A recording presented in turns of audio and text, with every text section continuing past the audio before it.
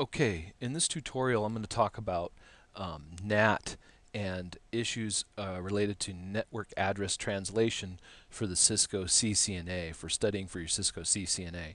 And so what we're going to learn to do, and I'm going to show you how to do this, is to set up a network in Packet Tracer, and then you can set up NAT, and we're going to set up a static NAT translation, one-to-one translation from the router to the server here, right? So that this address is translated to this public address, so static NAT translation. And then over here on this network, over here we'll set up a NAT overload so that all of the clients on this network are translated to this one IP address over here. And before I show you how to set this up, and we'll do it step by step all the way from the beginning, so it might take a couple of tutorials.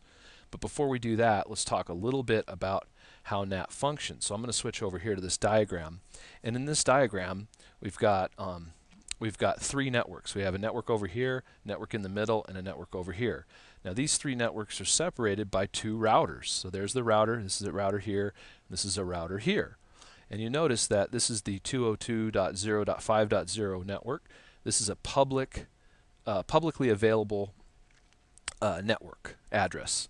And this is also another public address space, 180.4.0.0, and this is another publicly available IP address space. So what I mean by publicly available is that these are not private addresses.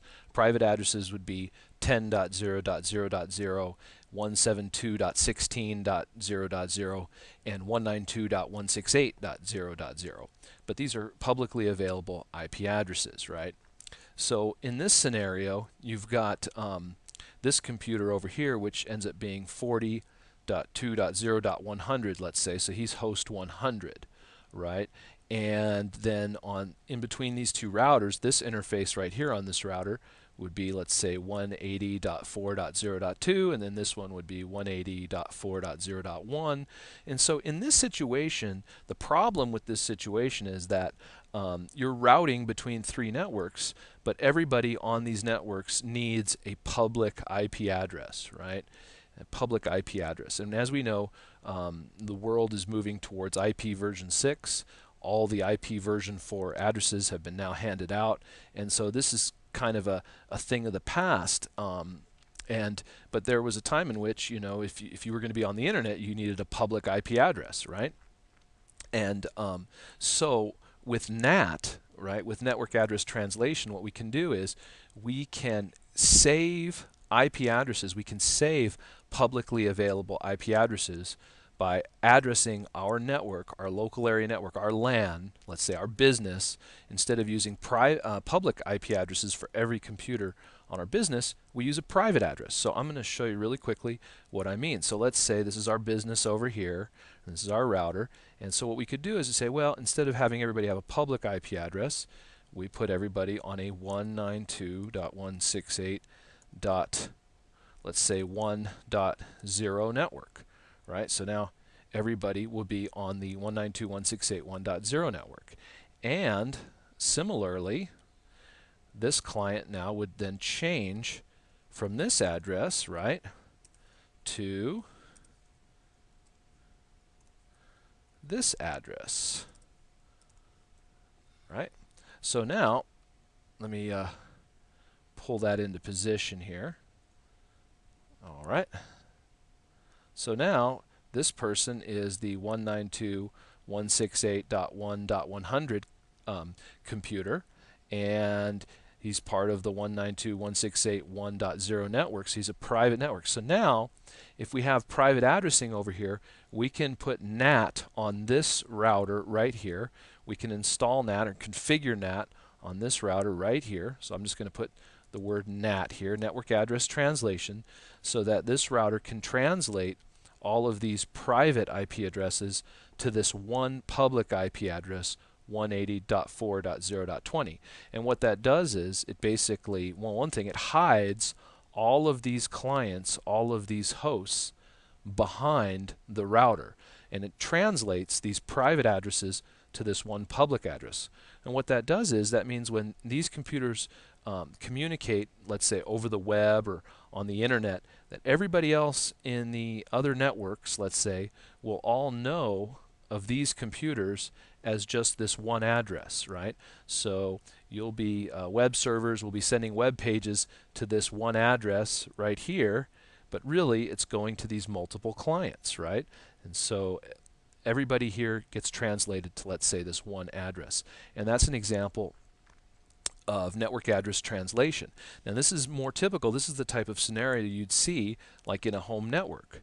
So on a home network, what you'd see is we've got our, let's say, our Linksys wireless router or our Belkin router or whatever we have, our wireless device, Netgear. You know, there's all kinds, D-Link, right? So let's say this is our wireless router, or maybe we got it from our ISP, from Quest or from whoever, right? And there's our modem, and this is the cloud, this is the internet, right? And so this is our private network. So we've got two computers hooked up to our router, and we've got a laptop at home. And so this is our private network, right? So this would be 192.168.0.100.101.102. This is called the inside local addresses, right here, the inside local area. This is also the private area, right? And then this address on the WAN port of our wireless router would be the inside global address. So inside local is our private addresses, inside global is our public address. And then across the internet, whoever we're trying to communicate with, if we're trying to get a web page, we're going to be trying to get a web page from the outside global public IP address of someone on the other side of the internet. And then we will never know what their outside local address might be. So there's outside global and outside local, but we're not going to know what the outside local is because it's probably hidden behind NAT, right? So it's probably NATed, just like we would be NATed to this one address right here. So inside local, inside global, to the outside global, to the outside local. So why is NAT important, and why do we have to learn about NAT? Well, NAT, one, adds a layer of security by hiding our LAN or our local area network computer addresses from the world by translating everything to one public IP address. So it acts as a way of hiding the computers behind the router firewall. But also NAT played a part in this, helping to conserve IP version 4 addresses, public addresses, right? It helped to conserve public addresses because we had private addressing, which was brought about, which we could use private addresses on our local area networks in conjunction with network address translation, or translations here, network at NAT. And these two things, private addressing, these private address ranges, and NAT, helped to conserve IP version 4 addresses and allowed it to continue this long. So NAT is useful in a bunch of different ways. And so now we're going to configure NAT. We're going to set this network up in Packet Tracer and set it up step by step.